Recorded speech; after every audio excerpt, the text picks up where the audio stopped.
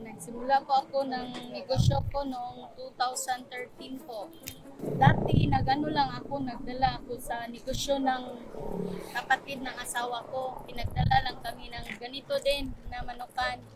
After 1 year, na kami, pinag-separate na kami sa aming ano na talagang kumuna na namin. Pero pagdating ng pandemic, pinagsasara ko yung mga tindahan ko. Ngayon tatlo na lang, sa 10 naging tatlo dahil sa pandemic.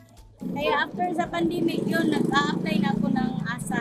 Nagsisimula lang ako ng ng ganyan. Tindahan lang na take out lang ba dati.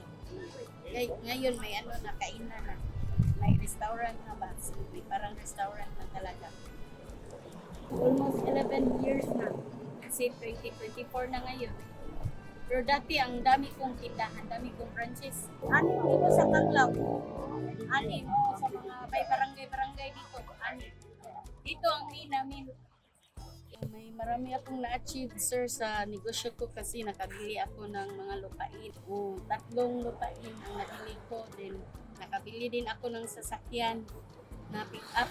Salamat sa ASA dahil sir, nakapagbigay din sila ng magandang ang gusto mong ibang gustuin mo na negosyo, nakapagbigay din sila ng puhunan.